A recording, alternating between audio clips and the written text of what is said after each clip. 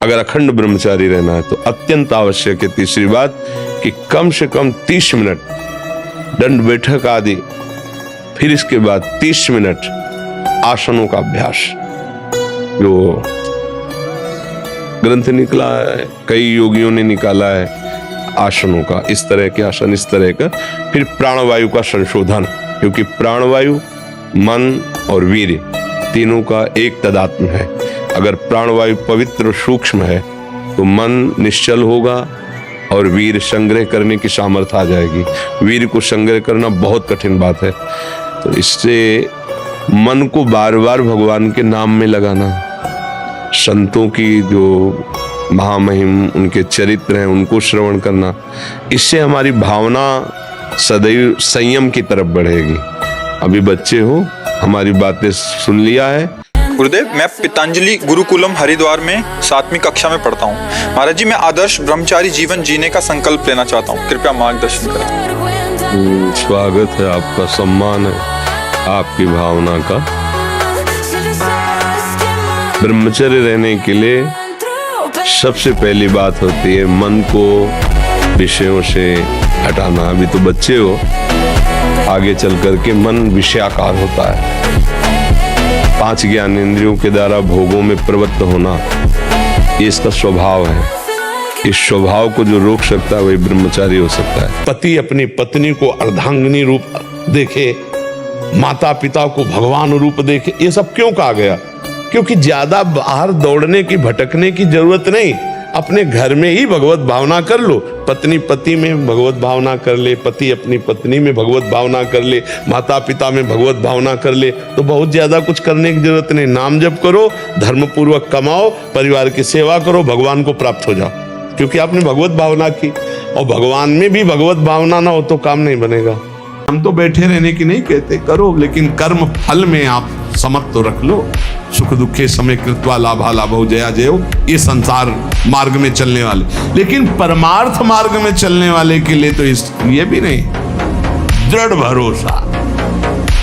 इनकी गरज होगी तो करेंगे, गरज होगी। जिसने ऐसे पलक झपकते अनंत ब्रह्मांड बना दी, तुम्हारी छोटी सी बात पूर्ण करने में कोई है मंगल विधान, इसीलिए वो पूर्ण नहीं कर रहा।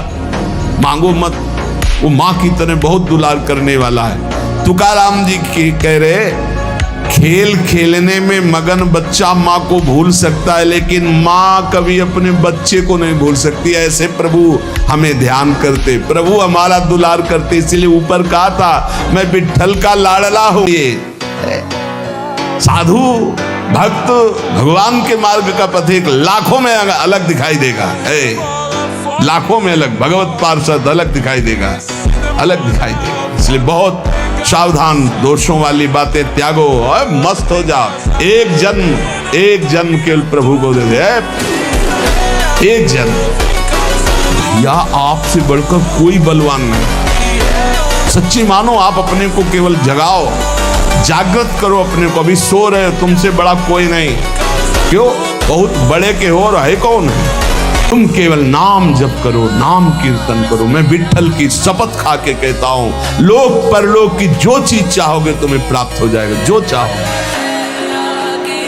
इंद्रियों की अभिलाषा मिटाना, मन को शांत कर देना, ब्रह्मानंद में डुबो देना, ये सब पवित्र कार्य नाम के द्वारा होता है। तुका कहता है, वही भोजन स्वादिष्ट है जिसमें विठ्ठल का उच्छिष्ट है, वही चर्चा स्वादिष्ट है जिसमें विठ्ठल की चर्चा है। विठ्ठल के बिना सब रूखा।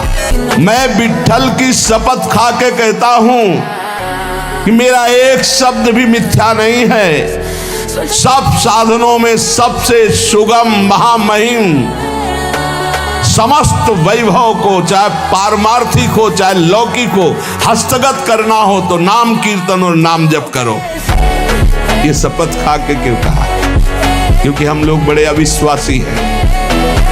ऐसे हरिवंश महाप्रभु कह रहे, मेरी सो मैया कृष्ण गुण संत। मेरी शपथ है तुम्हें कृष्ण के गुणों का गायन करो, कृष्ण का सुमिरन करो।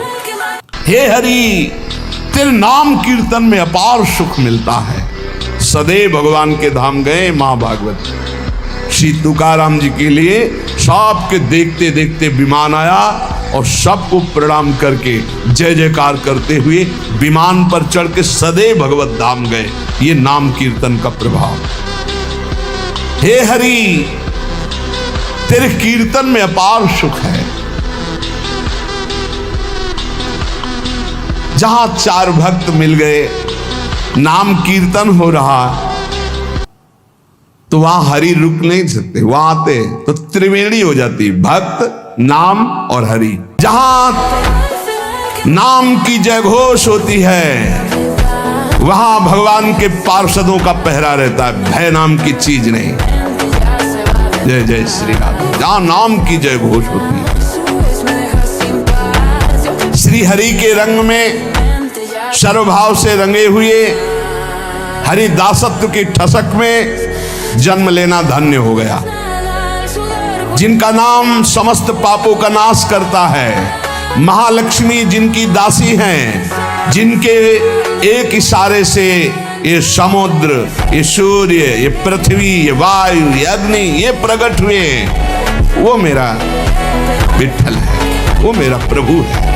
तुका कहता है नाम ही तप है, नाम ही दान है, नाम ही बड़ा अनुष्ठान है, नाम ही महातीर्थ है, नाम ही व्रत है, नाम ही सत्य है, नाम ही सुकृत है, नाम ही धर्म है, नाम ही कर्म है, नाम ही नित्य नियम है, नाम ही महायोग है, नाम ही यज्ञ है, नाम ही ध्यान है, नाम ही ज्ञान है, नाम ही श्रवण है, नाम ही मनन है, नाम ही निधिध्यासन, नाम कुलाचार, नाम विचार, नाम ही निर्धार, नाम के अतिरिक्त कोई नहीं। इसलिए मैं सबसे बड़ा धनी, मेरे पास नाम रूपी धन है। हे हरि, तेरे नाम कीर्तन में अपार सुख मिलता है। सदैव भगवान के धाम गए। महाभागवत श्री तुकाराम जी के लिए सबके देखते देखते विमान आया और सबको प्रणाम करके जय जयकार करते हुए विमान पर चढ़ के सदैव भगवत धाम गए। ये नाम कीर्तन का प्रभाव।